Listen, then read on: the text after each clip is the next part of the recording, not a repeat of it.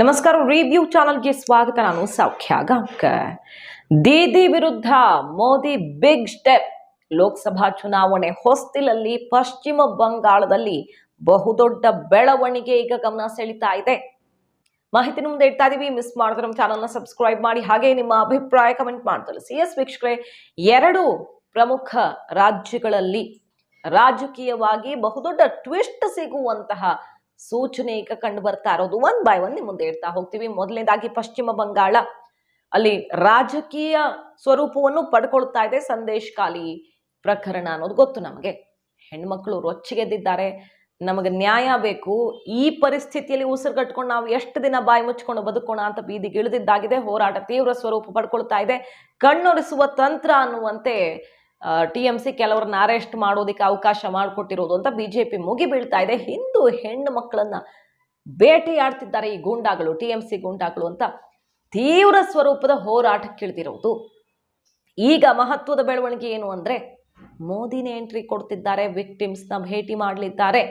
ಸಂದೇಶ್ ಖಾಲಿ ಭಾಗದಲ್ಲಿ ನಾವು ಪ್ರಕರಣ ಕ್ವಿಕ್ ಆಗಿ ರಿಕಾಲ್ ಮಾಡೋದಾದ್ರೆ, ಅಲ್ಲಿ ವಿಡಿಯೋಗಳೆಲ್ಲ ಹರಿದಾಡಿದ್ವು.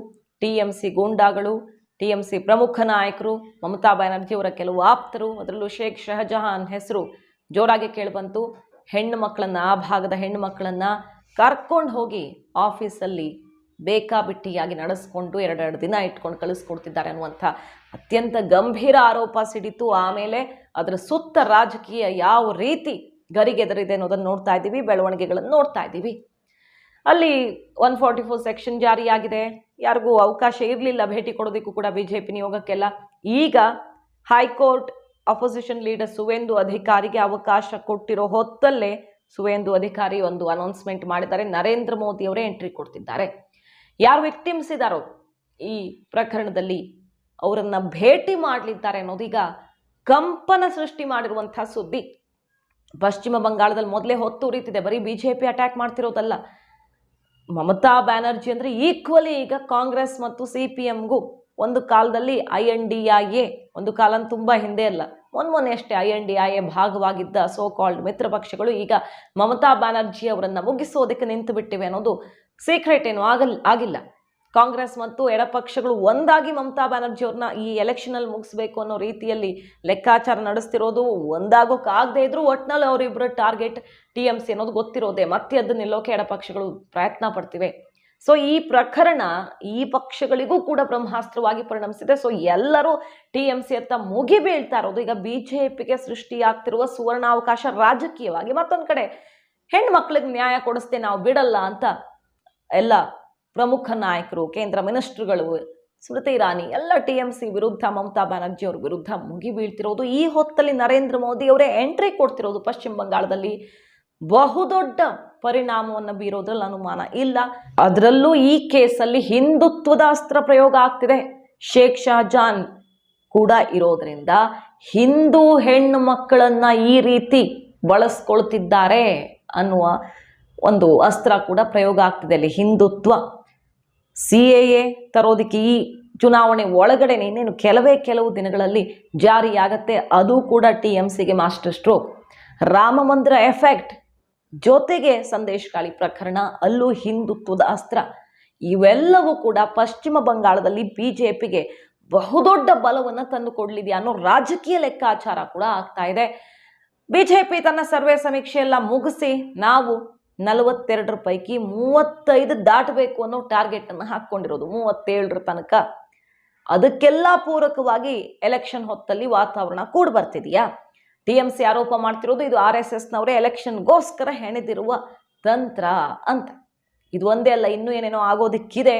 ನಮ್ಮನ್ನು ಟಚ್ ಮಾಡೋಕ್ಕೂ ಆಗಲ್ಲ, ಅಲುಗಾಡ್ಸೋಕ್ಕೂ ಆಗಲ್ಲ ಇಂಥ ತಂತ್ರಗಾರಿಕೆಯಿಂದ ನೀವು ಅಂತ ದೀದಿ ತಿರುಗಿ ಬಿದ್ದಿದ್ದಾರೆ. ಸೊ ಈ ಜಟಾಪಟಿಯಲ್ಲಿ ಮೋದಿನೇ ಪಶ್ಚಿಮ ಬಂಗಾಳಕ್ಕೆ ಎಂಟ್ರಿ ಕೊಟ್ಟು ವಿಕ್ಟಿಮ್ಸ್ನ ಮಾತಾಡೋದು ಯಾವ ರೀತಿ ತಿರುವನ್ನ ಪಡೆದುಕೊಳ್ಳುತ್ತೆ ಪ್ರಕರಣ ಕಾದ್ ನೋಡ್ಬೇಕು. ಇದು ಪಶ್ಚಿಮ ಬಂಗಾಳಕ್ಕೆ ಸೀಮಿತವಾದ ಬಹುದೊಡ್ಡ ಬೆಳವಣಿಗೆ.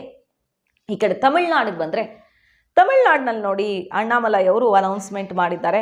ಬಿಜೆಪಿಯ ಎಲ್ಲ ಕಾರ್ಯಕ್ರಮಗಳಿಗೂ ಜನಸಾಗರ ಹರಿದು ಬರ್ತಿರೋ ರೀತಿ, ಆದ್ರೆ ಇದು ಮತವಾಗಿ ಕನ್ವರ್ಟ್ ಆಗುತ್ತಾ ಇಲ್ವಾ ಅನ್ನೋ ಕುತೂಹಲ ಇದೆ. ಈ ಹೊತ್ತಲ್ಲಿ ಮತ್ತೆ ಮೊನ್ನೆ ಅಷ್ಟು ರಾಮ ಮಂದಿರ ಪ್ರಾಣ ಪ್ರತಿಷ್ಠಾಪನೆಗೂ ಮುನ್ನ ಮೋದಿ ಎಂಟ್ರಿ ಸಿಕ್ಕಾಪಟ್ಟೆ ಸದ್ದು ಮಾಡ್ತು ತಮಿಳುನಾಡಲ್ಲಿ. ಈಗ ಮತ್ತೊಮ್ಮೆ ಎಂಟ್ರಿ ಕೊಡ್ತಿದ್ದಾರೆ, ಈ ಪಾದಯಾತ್ರೆಯಲ್ಲಿ ಭಾಗಿಯಾಗಲಿದ್ದಾರೆ ಅಂತ ಅಣ್ಣಾಮಲೈ ಹೇಳ್ತಾ ಇರೋದು. ಏನಿಲ್ಲಿ ಗಮನ ಸೆಳೆತಿರೋ ವಿಚಾರ ಅಂದ್ರೆ, ಇದು ಅವ್ರವ್ರ ನಂಬಿಕೆಗೆ ಬಿಟ್ಟಿದ್ದು. ಸೋಷಿಯಲ್ ಮೀಡಿಯಾದಲ್ಲಿ ಸಿಕ್ಕಾಪಟ್ಟೆ ವೈರಲ್ ಆಗ್ತಿರುವಂತ ಒಂದು ಪೋಸ್ಟ್.